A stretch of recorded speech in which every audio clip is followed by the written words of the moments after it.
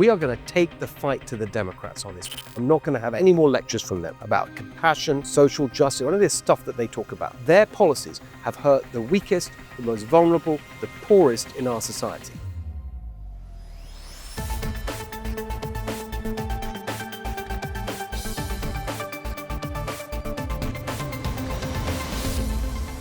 Hi everyone, welcome to the Steve Hilton Show. Look at this. It is not a bad location, a little bit more exciting than my usual spot in front of the camera in my basement studio talking to you.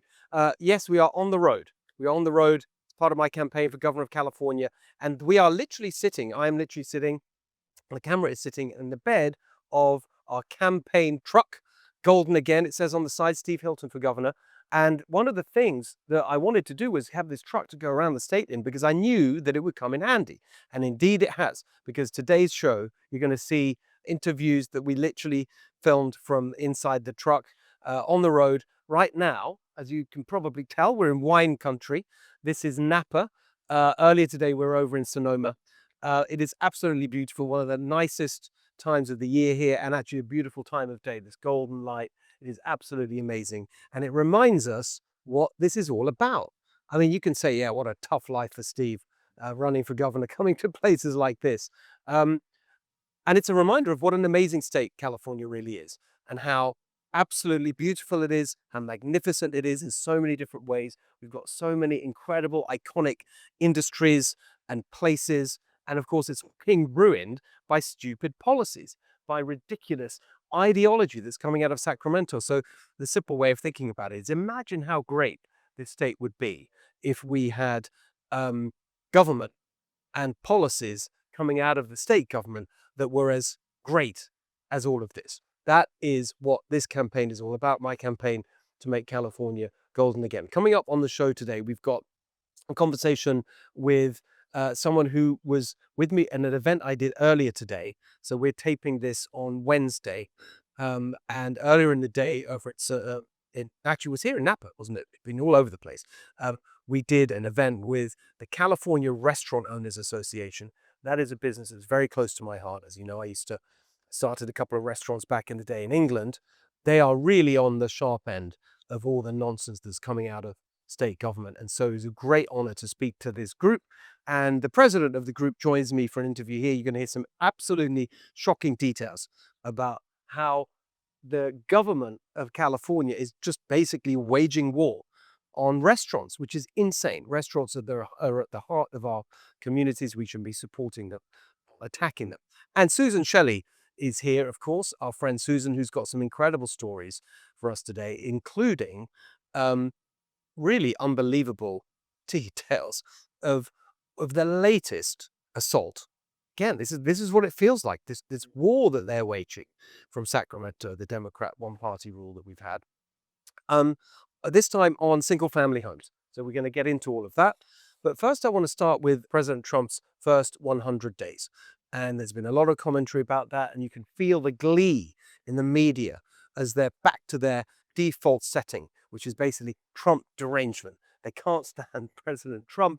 For a moment, they were a little bit worried at the beginning, you know, since he was elected in November, in that amazing victory.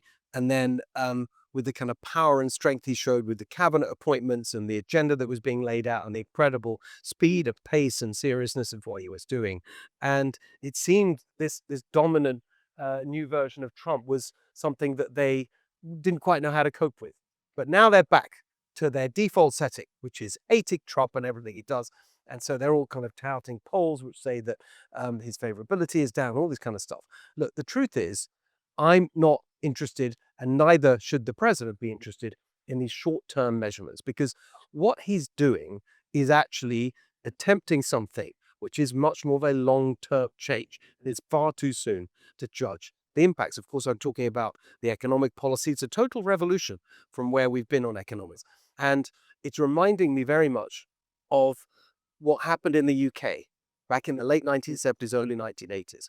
And in fact, it's a really uncanny parallel, because I'm reading right now this book, which is all about the first years of the Thatcher government. I was just coming of age politically then. I was a kid.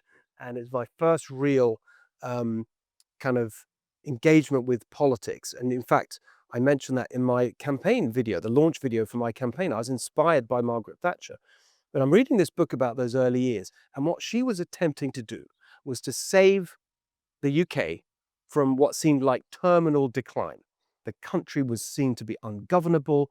The economy was a disaster. The unions were running everything. There were strikes, literally, rubbish and trash piling up in the streets. The dead were unburied because the cemetery workers were on strike. The whole thing was just a total calamity. And she came in with a completely new economic philosophy, a free market revolution, and just had massive changes that unsettled everyone, the markets and all the economists. There's this very famous moment when you had, I think I'm getting the number right, 364 economists. In fact, it became known as the 364 economists letter. They wrote a letter to the Times newspaper in England saying that this Thatcher economic experiment is a total disaster. It's reckless. It's going to destroy the country. She's got to change course. You need to have a U-turn. That was the thing. You've got to do a U-turn from these terrible policies.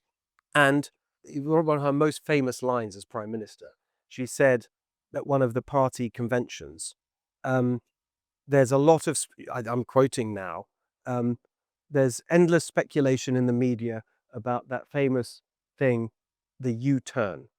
Well, this is what she said famously, U-turn if you want to. The lady's not for turning. Became one of her iconic statements. And that's exactly what she did. She stuck to her guns. And it was a very, very rocky time in England. Unemployment was going up. They hadn't quite tamed inflation. There were riots. It was really rough. And the book I'm reading right now tells the story of those years.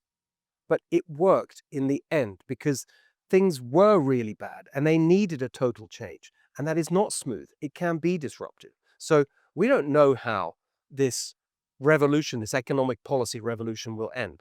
It's right at the beginning. But all I can tell you is that it's a different set of policies. But to me, the scale of the change that's being attempted here, the change that's being attempted by President Trump, really a massive break from decades of thinking about trade and all of that. We'll see. It's too early to judge.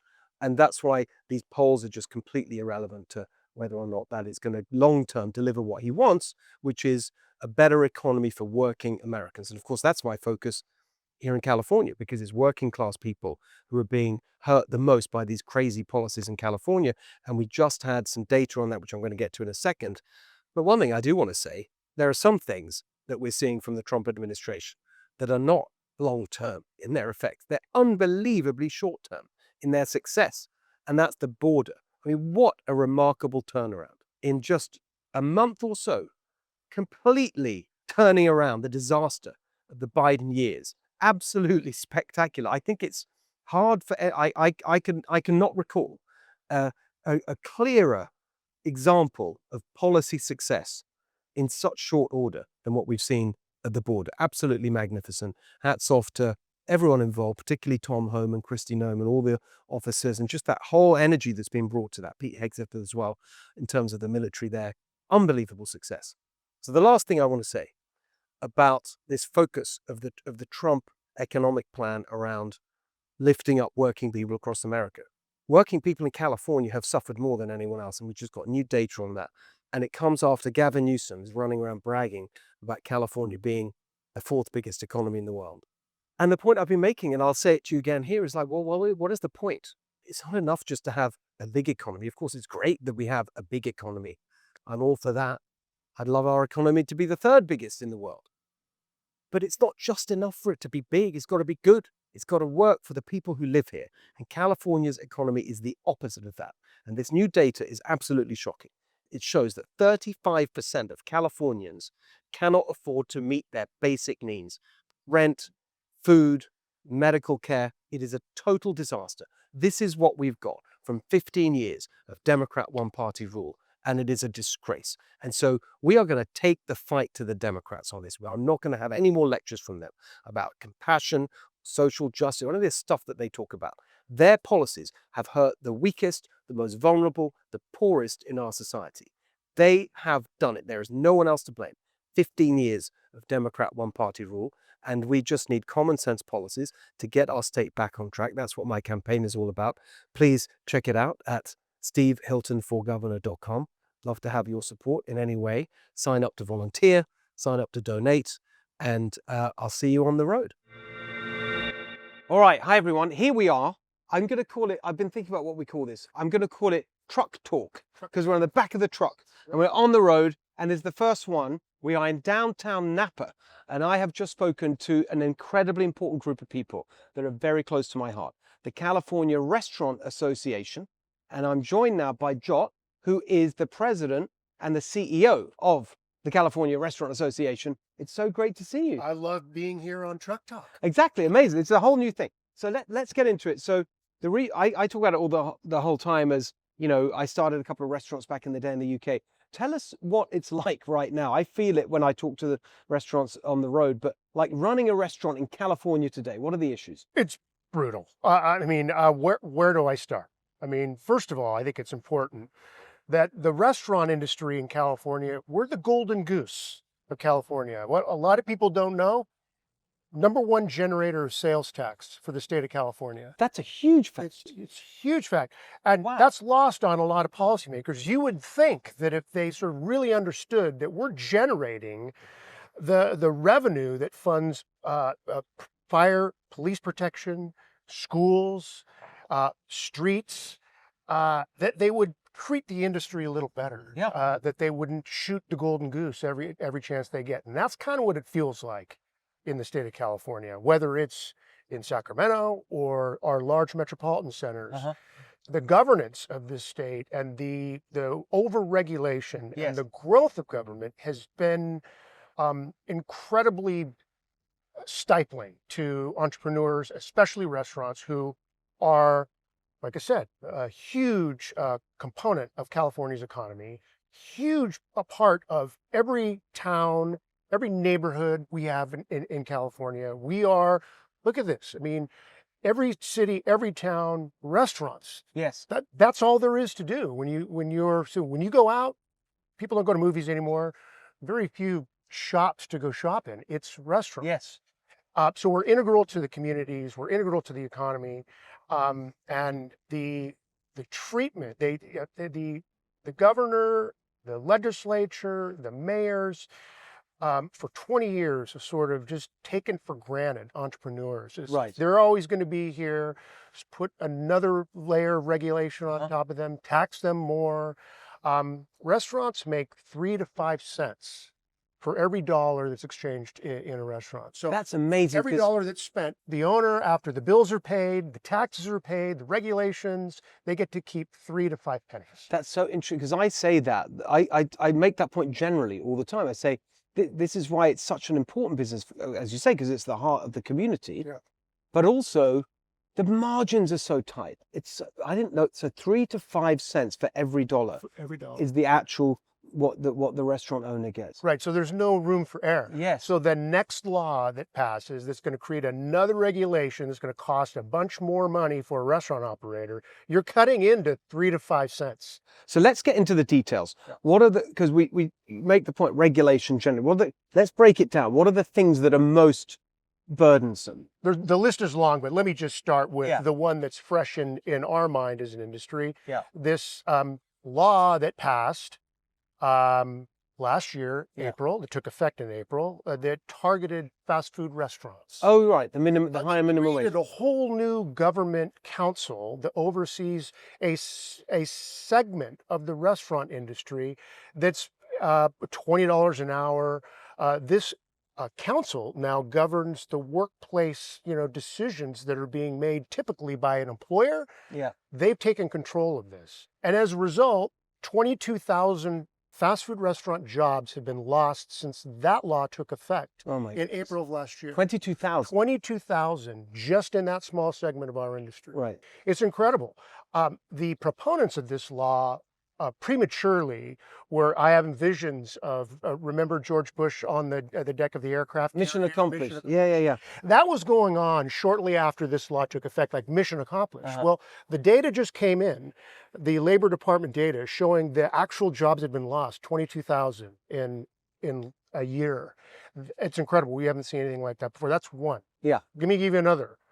We could talk about PAGA all day long, and there's a lot. Well, can we expect? I want to get into that because I hear it from every single restaurant owner, bar owner that I talk to across the state. This thing, and most people haven't heard of it. It's called PAGA, Private Attorney General's Act. Yes. Right. Tell me the story of that. Okay. Well, and why it means so much. It goes back to 2004, right, when Gray Davis was being recalled. And he had labor unions and trial lawyers who were coming to his defense. A lot of money was thrown at his campaign to save him. Right. Of course, we know what happened. Arnold one. Yeah. It didn't go as he had planned. And his last official act as governor was to sign this bill that was moving through the legislature that nobody at the time thought that he would sign. This was before the recall. Well, of course, now he's got to pay back the unions and trial lawyers for all the help they gave him, that it didn't work. And that bill landed on his desk and he signed it. The argument at the time was, we don't have the money, right? That we don't have the budget to enforce all these labor laws. So let's outsource enforcement of labor laws to the private attorneys in California. Right. So, which is an abandonment of workers, one. And two, the argument that California couldn't afford, we didn't have the money to pay for enforcement, was the height of ridiculousness, because at the time, 2004, the state budget, $99 billion. Yes. Today, 2023, $223 billion. So the state budget has more than doubled. Well, I'll tell you what it is now, $320 billion. Okay. So it's tripled. It's insane. I know. And they're still making the argument that we can't invest in enforcement to protect workers and enforce labor laws. The argument is, I want to make sure I got it right. Workers, there are labor laws on the books. Workers need to be protected.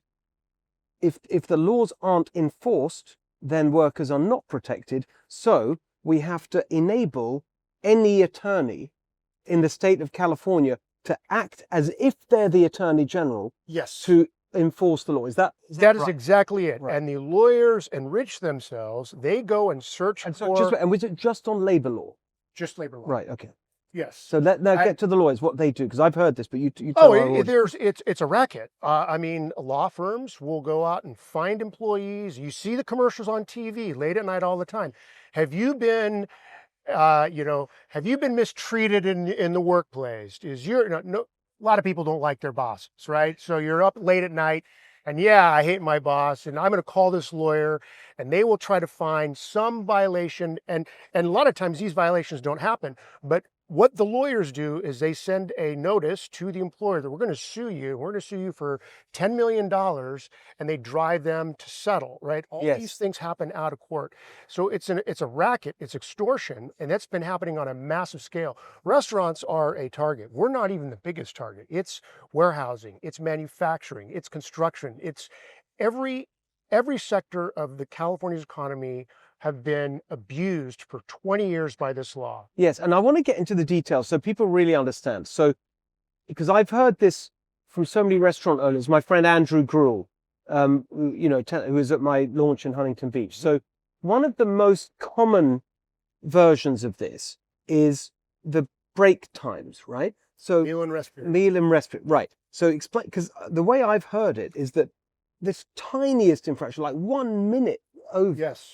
And then you get a lawsuit which is based not just on that one employee, but all your employees. Is this right? Just explain that in that. Well, I mean, they will find one employee, and then once you get the one employee, then the lawyers to meet with, get your friends to call me, and they collect employees, and then they try to turn it into a class action suit.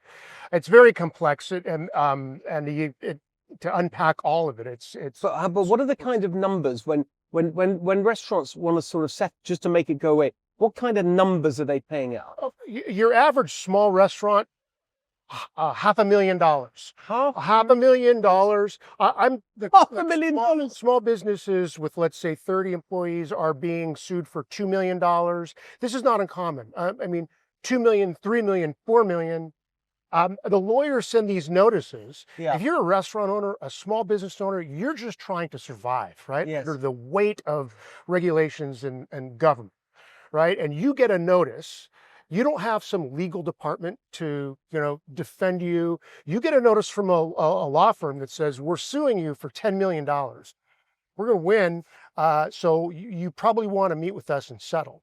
And these operators have no choice but to try to settle. Yeah. And they win. And then the next law firm comes in and says, these people are going to settle, and they'll sue them. And that's been going on. It's been going on for 20 years. It's so disgusting. And I just want to bring our audience up to date. So last year, and we did cover it on the show, but you're the expert. So last year was it last year? There was a ballot initiative proposed, which you said, well, you can tell the story in a second. And then at the last minute, a deal was done to take it off the ballot. And now there's the new thing is called New PAGA in operation.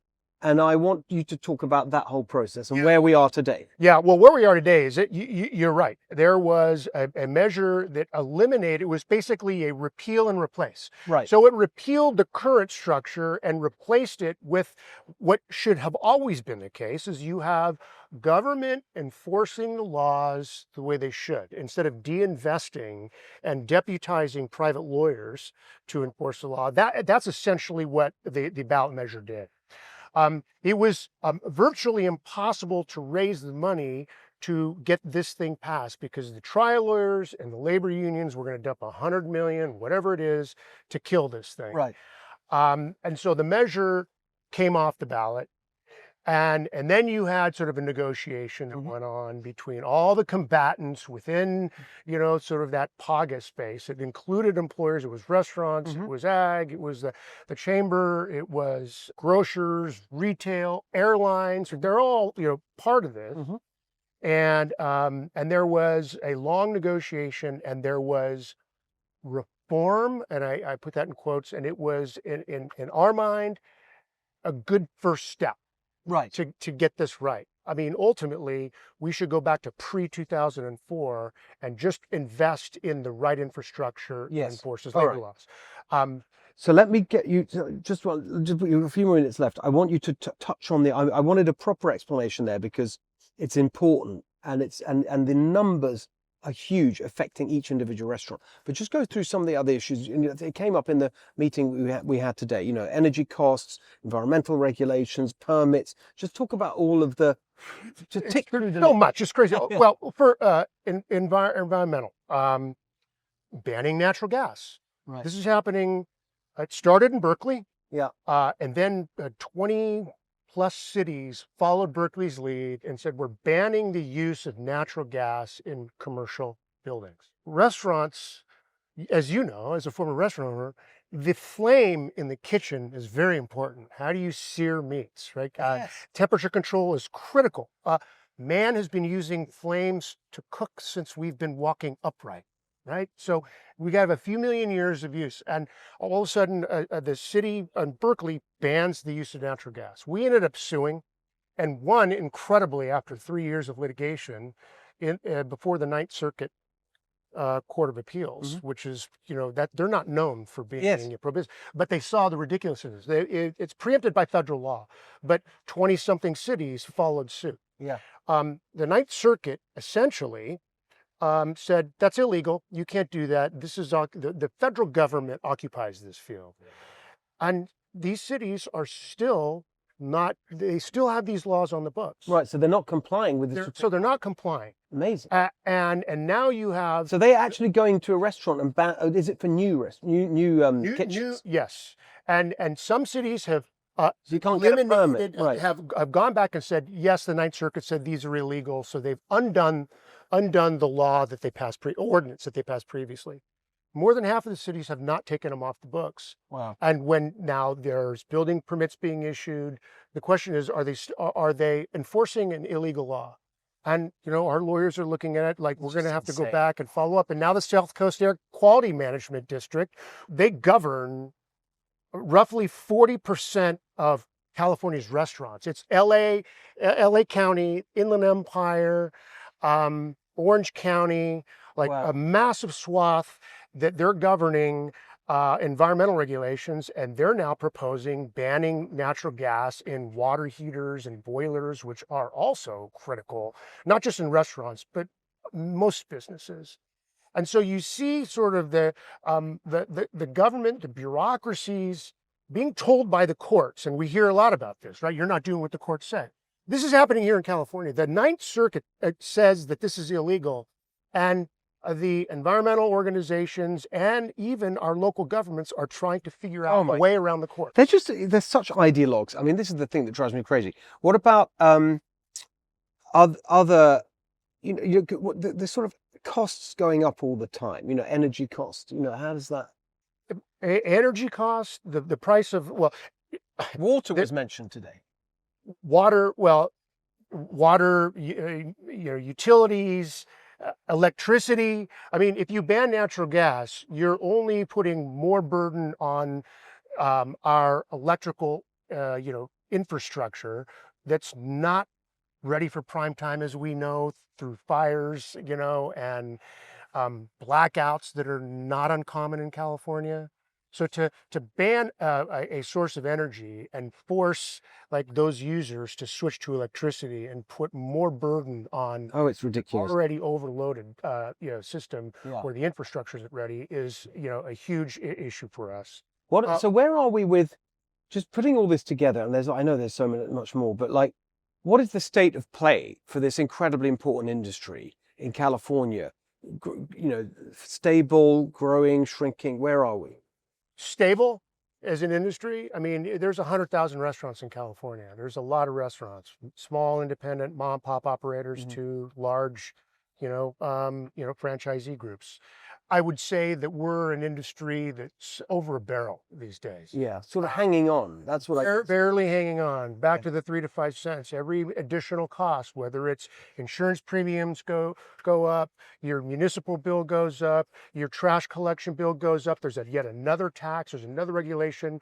You cut into that 3 to 5 cents, and you're no longer profitable. And now, it's a question of how long can you hemorrhage before you close. It's so heartbreaking because these are wonderful businesses. They capture the spirit of California in so many different ways. The ethnic diversity, the kind of, and it's just it's ridiculous that the government is not just, my view, don't just sort of not attack these businesses, support them, help them grow and flourish. I mean, I think we spend a lot of time in this political environment begging and pleading. First, do no harm. Right. I heard you talking about, well, what could I do if I'm elected governor as a Republican and there's a supermajority Democrat legislature? What can I do? Veto every damn bill that gets to your desk, right? Exactly. Because our message is, give us time. We haven't, as an industry, recovered from the pandemic. I mean, the debt that restaurants are still under paying off those bills is incredible. So the pandemic is still going on financially for so many restaurants. And our message is just don't do anything more. Give us time to breathe. But you saw the interview with Jerry Brown. Jerry Brown, a Democrat governor who was interviewed recently and said, there's too many laws. There's too many regulations. I think he even said they had to limit lawmakers to 5 bills, to introduce 5 bills. The thing that was amazing to me is like they did actually do that. So this year, the leaders of the legislature, the Assembly and the Senate, the Democrat leaders did put a limit on the number of bills, right? Even with the limit in place, in the first month of the new session, they had done 1,000 bills. Yeah. More than 1,000. Right. Yeah, they reduced the limit from 50 to 35. I know. And in our mind, it's like yes. 5 is probably too much. It's all too much. That's what I'm here to change. That's why I'm running for Governor Jot. It was wonderful to see you. Thank you so much. Really appreciate it. Appreciate it. And I'm there for you and your members, and I really enjoyed meeting everyone today. So thank you very much. Thoroughly enjoyed your talk. Fantastic. Inspiring. Great to see you. Thank you. All right, joining us now, Susan Shelley. So this is a new thing. It's an experiment. We're in the middle of downtown Napa. I'm on the road. I just spoke to the California Restaurant Association, and I'm calling these, because we're on the back of this truck, our campaign truck. So I'm calling it Truck Talk. So it's a whole new world for our conversations, Susan, but it's great to see you. And let's go. Tell me what you've got cooking this week in terms of California stories. Well, we have an interesting battle ahead with California's cap and trade program, which is something that dates back to 2006 from the Global Warming Solutions Act. Oh, And that's what responsible this for a lot of pain in California, that a one thing. lot of extra Yes. expenses that don't accomplish anything. And so for the cap and trade program, the way this works is utilities, refineries, manufacturers have to buy a permit to emit greenhouse gases. So they're being essentially taxed for their operations. But they don't call it a tax, they call it a permit or a fee. And they have to buy these fees, buy these permits, and pay the fees. The money goes to the Treasury in Sacramento, and the legislators spend it. It's in a special greenhouse gas reduction fund. This law expired, it was going to expire in 2020, and then it was renewed narrowly, and now it's going to expire in 2030. And this is a so-called market. It's really a fake market because it's just government forced by another name. But this market has varying prices based on how people perceive the future value of these permits. President Trump has just waded into this. He decided to sic the Attorney General of the United States on California for its cap and trade program, which Trump thinks is interfering with the national energy market and therefore might be unconstitutional. And so he's going after that. That could affect the market for these permits by itself. And meanwhile, Governor Newsom and the legislature have stepped up their effort to renew the cap and trade program, which needs a 2/3 vote in the legislature because they're afraid that a court will declare it a tax. Even though the Ah, last time the court said it's not a tax, the next time they might say it's a tax.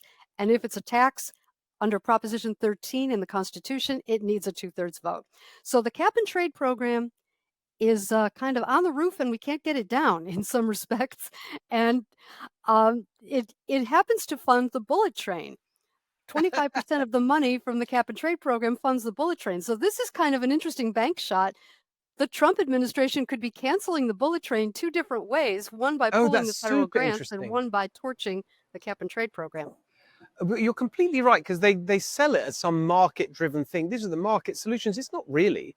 It's totally fixed. It's a classic example of sort of bureaucratism. It's just so fiddly and complicated, all invented by the government. And the end result is just a tax on people who produce anything that emits CO2. It's just large emitters, isn't it? Exactly. And it affects the price of gasoline because they tax refineries, and it affects the price of electricity because generators, and it affects the price of everything that's made or moved in California. If it moves on a truck and it runs on diesel fuel, it's more expensive in California because of the cap and trade program. Yes. And the thing And that's this doesn't infuriating. accomplish anything. No, It that's doesn't. what I was about to say. It doesn't even meet its own goals. Like, this is what's so infuriating about all of this. This is part of the reason we have the highest costs for energy in the country, gas, electricity, whatever. And if you actually, we looked at this for my policy report, Golden Together, our energy abundance report, the actual proportion of California's energy, after all of this hassle and bureaucracy and cost, the total proportion of California's energy, that when you add it all up, that comes from fossil fuels now is 80%. And that number for the rest of the country is 81%. So what's it all been for? It's just ridiculous. And very expensive. And it's one of the reasons that the cost of living in California is so much higher than in neighboring states.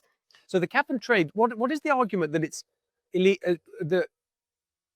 said it because it interferes with national energy policy? So it's a federal government priority argument, is it? It's an argument that the Supremacy Clause or some other part of the Constitution makes it illegal for California to take this action to basically ban fossil fuel use, that this Right. is a national impact. And therefore, the president has asked the Attorney General to determine whether California can have that law. But just the investigation into it can destabilize the market, the so-called market, in the sense that why would you buy these permits thinking you can sell them later if later the program is done? They're not worth anything. So in that sense, it has just the executive order itself has the effect that the governor and the legislature were trying to avoid by getting an early renewal of the cap and trade program before 2030 so that people have so-called confidence in the so-called market, but it's not a market, it's just force. And can you remind us where the other thing where you've got the federal government slam me into California's environmental regulations was on the cars, the emissions from cars. Where does Yes. that legal battle currently stand? That happens because California has a waiver from the Clean Air Act that allows the state to have tougher regulations than the rest of the country. But that was for air pollution. That was for criteria pollutants, the kind of air pollution you see on the horizon when the air is orange. That was for that. And it has been twisted into greenhouse gas emission, so-called pollution. So the natural emission of carbon dioxide on the planet is now considered a criteria pollutant, just as if it was coming from a tailpipe.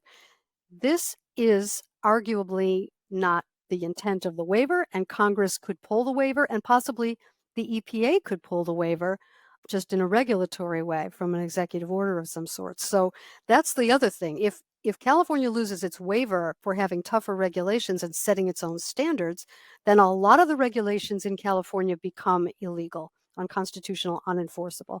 Because that's all the stuff about EVs by a certain time and all that. That's all part of that, isn't it? Exactly. These are tougher standards for cars than other states have that would go away. And California would not be able to enforce its various mandates and Interesting. deadlines and schedules. The trucking industry in California has just been beaten up by the CARB regulations, California Air Resources Board. This engine's no good, you have to replace your whole fleet kind of regulations. And they've been really hurt, and owner operators have been really hurt. And interestingly, that has affected the film industry. It's something people don't talk about, but one reason the film industry has moved to other states is because California told the people who run generator trucks and equipment trucks that they had to replace their equipment, that their equipment was not allowed in California anymore. So now they're in Georgia. So you want the equipment and the generators, it's less expensive in Georgia than it is in California. So did they ban the generators in California for movies shoots and things like that? They banned the type of diesel engines that ran them. They used air quality regulations to change the standard for what kind of engines were legal in California and could be licensed by the DMV. And Right. So you need much more expensive ones. right. And equipment that had been That's paid off, and fascinating. that was, at this point, it was a viable business. Suddenly you've got this enormous load of debt for new trucks or new Absolutely generators, brilliant. and it's not a And that's viable a great business. point. Funnily enough, it was really interesting because that came up in the meeting with the restaurant owners today that I had at Napa, because a lot of restaurants, obviously in Los Angeles, and a lot of their customers are disappearing because all the jobs that are going with the TV and movie production fleeing the city. And I made the point, because someone raised the question of tax breaks for the industry and whatever. And I made the first point, which is like, oh, it's interesting that suddenly, when it's an industry that they like, Gavin Newsom's rushing and falling over himself to try and get basic tax breaks, which is a tax cut for this industry. What about all the others? But the other point I made was it's not really about the tax breaks. It's about all these other costs, just like for every industry that are driving business away. The housing cost and the labor regulations, the environmental regulations, the permits, everything is just such a hassle. That's what's really driving the industry away. But I didn't know about this generators point. Very interesting. Generators and equipment trucks, the movie industry uses a lot of trucks because they go everywhere and it's a completely portable business and they set up on location. They don't get there through unicorn rides, they get there through trucks. And if you make all those trucks illegal on the roads in California and all these owner operators have to sell and buy new equipment, that's an enormous cost, and some of them couldn't do it. We've got to do something on this. I want to do something on this in the campaign because it's such a sort of delicious irony that you've got all these, celebrities and movie people sort of endlessly lecturing us about climate, right? And going to the climate things and whatever. And a part of and at the same time complaining about their industry leaving their, base in Hollywood without putting the two together. I think we need to make them aware that these policies are part of the reason everything is leaving. Let's do the next The story. candidates they're supporting are causing the problems they're having. Perfectly put. All right, let's get to the next one. This is there's endless new legislation constantly on housing that never really solves the problem and seems to just make it worse. What's the latest? The latest is Senate Bill 79 from Senator Scott Wiener. And what this would do is abolish single-family zoning, and it would allow a 5, 7, 9-story apartment building within half a mile of a transit stop or a quarter of a mile of a transit stop. The closer you are to the transit stop, the higher you can build, and there can be no local zoning that prevents it. So a single family lot could be converted to a multi-story apartment building essentially by right, and the local government could do nothing to stop it. So this would be a state law that densifies single family neighborhoods.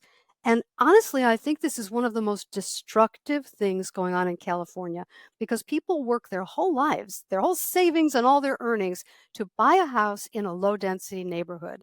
And then they come along with a state law and they say, oh, by the way, you can't have that anymore. We're going to make everything a construction site on your street whenever somebody decides to sell to a developer. And you have no control and you can't stop it and your city can't stop it and no one can stop it. Ha ha. And that's an enormous disruption to the lives of regular people who are just trying to raise their families in a home in the suburbs. And I think it's just a terribly destructive thing to do to Yes. people. It's the California dream. I mean, I talk about it the whole time. When people think of it's one of the reasons I'm running, to restore the California dream. And, you know, when people think of the American dream, I think a lot of people at least did think of California and the single family home and the suburb, and that's Americana. That's what it's all about. And that is the aspiration for working people and everyone in California, pretty much, certainly when you have a family, to have that single family home. And I just think that in the war on single family homes has got to end. It's a key part of my policy plan. People will see it on my website. I just have a couple of questions on this one. One question was, I thought they already passed a bill banning single family zoning. Was that new? What was that about? Was this that and it's come back? This is SB 79. The one you're thinking of is SB 9 and SB 10. Right. Now, SB 10 allowed this exact thing only if the city passed an ordinance that allowed it. And so far, I don't think any city has. San Diego considered it, and then the mayor backed down under pressure from everybody who doesn't want an apartment next to their single family home. SB 9 allowed lot splits. It allowed one lot with a single family home on it to be split, and then it could be 2 houses and 2 ADUs, accessory dwelling units. So it could be 4 buildings, 4 residences on one single family lot, quadrupling the density. But there was so much opposition that to win the votes, there was something put in that said, well, to prevent investors from coming in and just buying these up and quadrupling the density, it has to be the owner occupant who does this. You must sign an affidavit that you'll stay for 3 years. Well, guess what? Not a lot of people wanted to do that. So there have been very few permits pulled for this lot split. Scott Wiener proposed another bill, SB 677, I think it was, that would have overridden that and removed that owner occupancy requirement. And that died in the Senate Housing Bill, in the Senate Housing Committee, rather. That was a bridge too far for them to try and create this situation. I mean, imagine you live on a street and investors can come in and buy your neighbor's lot and quadruple the density, and then the next lot and the next lot, block after block, and there's no parking required under SB 9. You don't have to have on-site parking available for these units. So everybody's on the street. Suddenly, your single-family neighborhood is a parking lot, and everybody in it is a renter. And guess what happens when a tax increase goes on the ballot that's going to wind up on property owners? The renters now outnumber the property owners who are going to pay the tax. So how does that work out politically for the homeowners? It's just a war, as you said, on single-family homes. So the current law, because it's interesting because I remember there was a time when I just remember a flurry of, you know, people posting and celebrating. California has banned single family zoning. So that's not true. That hasn't happened. Well, technically, yes, they did. This was Tony Atkins who wrote SB 9 and pushed for it. Technically, it did ban single family zoning because any single family lot can be split and can become 4 units. But because of these other requirements that were put in the bill to win the votes to pass it, it hasn't happened. But technically, single family zoning no longer exists in California. So what are the chances of this one going through then? So this is another sense. This is going to ban single family zoning, statewide mandate. No local council can change it. Just around the transit, or is it more sweeping than that? Well, it's half a mile. It's a half-mile radius of a transit stop. And a transit stop is Oh my defined all the goodness. way down to a bus stop that Right. has frequent service during rush hours. Wow, that's So very sneaky. it's very sneaky, and of course it can be changed. You can change the frequency on a route Yes. at a developer's behest to enable this half-mile radius around the bus stop to wipe out single-family zoning and allow apartment buildings to be constructed. And this just has a tremendous impact on people's lives. If you were a spotted owl, they couldn't do this in California. But you're only a person, so they can. But not if the bill doesn't pass. The bill can be stopped. So he's introduced it this year. Mhm. So there's SB two things I'd say. 79. It has SB passed. It has passed in the Senate Housing Committee over the objections of the chair, which was interesting. And now I think it's in the local government committee, and then it would have to go to the Interesting. floor after that, and then to the assembly. So just a couple of points on that. First of all, it's just what's so interesting is that for years now we've had endless fiddly laws like this coming through the legislature. I mean, the Turner Center, the UC Berkeley, the Turner Center on Housing Innovation. They're the leading kind of center for analysis of what's going on in California's housing market. Basically, they said that. I remember doing them. This was a couple of years ago when I looked at it. There'd been over 100 separate pieces of legislation on housing in the previous 5 years, and none of it made any difference, really. We still have the highest housing costs, the lowest home ownership, because what they won't do is question their central climate extremism, the ideology that basically says the only place you can build is inside an existing development footprint. And anything outside of that, they consider it sprawl and it must be blocked. And as I say many times, it's not sprawl, it's the California dream. And so let's allow people to build the houses they want and live the way they want instead of forcing them into this, straitjacket. Well, the origin of this is SB 375. That's a bill from 2008. And if you start the clock in 2008 and you see what's happened since, why, look, it's created a housing shortage. Because essentially what it says is no suburban development. All right, so the last one, Susan, let's get to this. A big story from Los Angeles. Los Angeles County has just agreed to a $4 billion settlement of sexual abuse claims that go all the way back. I think some of them go to the 1950s, but mostly from the 1980s into about 2010. These are claims of sexual abuse that happened in county facilities, juvenile hall, and other types of county facilities for minors. This is the result of a law that was passed in 2020, signed by Governor Newsom, that wiped out the statute of limitations for civil claims. We're not talking about criminal claims, but civil claims for sexual abuse. So the problem with this is that you have no records, you have no witnesses, you have no paperwork, you don't have anything to substantiate it. You have people coming forward, and you have lawyers, because this is a class action suit, and the lawyers take a big chunk of that settlement before the claims are paid. So there was a three-year window that was opened up for people to come forward with claims no matter how old they were. And the lawyers filed all of these. They bundled them together in one giant settlement. When the 3 years were up, the county settled for $4 billion. What happens to the money? Well, the lawyers get their cut, and then there will be a committee that determines which victims get how much money. So, my fear is that the victims could be victimized again. Perhaps people who did not have real claims but came forward for the money might get money, and perhaps the real victims will not, or will not get what they should get out of it. Meanwhile, the taxpayers of LA County have to pay this for 25 years because they're going to take out bonds Wow. to pay this. So there will be hundreds of millions of dollars in payments out of the county budget that could be going to help solve problems today for the juvenile facilities, and they are legion, the problems that we're having. Instead of the money going to that, the money is going to be going to investors for the interest, for the bonds, to pay these claims that go back to the 1980s or earlier. So it's the largest sexual abuse claim that's ever been settled. And we'll see how that plays out in the budget. It's a California classic. I mean, it's just unbelievable. Well, it's always great to see you, Susan. I was really determined, so it's going to be a little bit different now. I'm a candidate for governor, so the show is going to be a little bit different. But I want to make sure we do it every week, and I want to make sure you are with us regularly, as you always have been, because you always give us such great information about what's going on. So I don't know where we'll be the next time, but this is our first time doing it from the back of the truck So hopefully that worked out. I could hear you very clearly, so that's great. And it's wonderful to see you too, Susan. Great to have Thank you you with so us much, today. Steve. Congratulations on the campaign. Thanks so much. See you soon. All right, that was our show for today. Hope you enjoyed it. I don't know where we'll be exactly next week when we take the episode of the Steve Hilton Show from somewhere in California, but it's going to be great. I'm learning so much. I'm enjoying so much meeting fantastic people all over our state. It's really, really wonderful. It's a privilege to do this.